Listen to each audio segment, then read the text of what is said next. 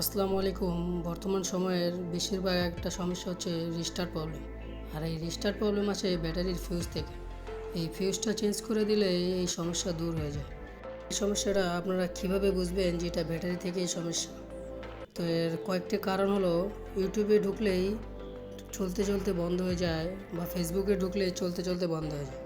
এর মতো কথা বলতে বলতে বন্ধ হয়ে যায়, বা চার্জে লাগানোর অবস্থায় চালু থাকে এবং চার্জ থেকে খুললেই বন্ধ হয়ে যায়। আর এই সমস্যাটা যে ব্যাটারি থেকে হচ্ছে, এটার কনফার্ম হওয়ার জন্য আপনি সর্বপ্রথম মোবাইলের ব্যাটারি কানেক্টরটা খুলে এবং লাগিয়ে দেখতে পারেন। যদি অটো চালু হয়ে যায় তাহলে বুঝতে হবে যে এটা পাওয়ার বাটনের সমস্যা।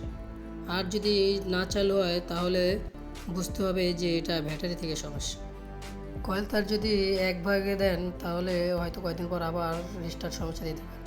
এর সময় ট্রাই করবেন যে কয়েল তার 2-3 পার্ট বা 4 পার্ট করে তারপর শর্ট করে দিতে, তাহলে হয়তো বেশি দিন ঠিক কাজ হয়ে গেলে সবসময় ট্রাই করবেন কস্টিপ দিয়ে জায়গাটা আগের মতো লাগিয়ে দিতে, তাহলে ব্যাটারিটা লাড়াচাড়া কম হবে। আর যদি কাস্টমার বুঝে হয় তাহলে চেষ্টা করবেন নতুন ব্যাটারি লাগিয়ে দিতে। আর আমার এই ভিডিওটা যদি ভালো লেগে থাকে তাহলে অবশ্যই লাইক, কমেন্ট, শেয়ার করে অবশ্যই পাশে থাকবেন।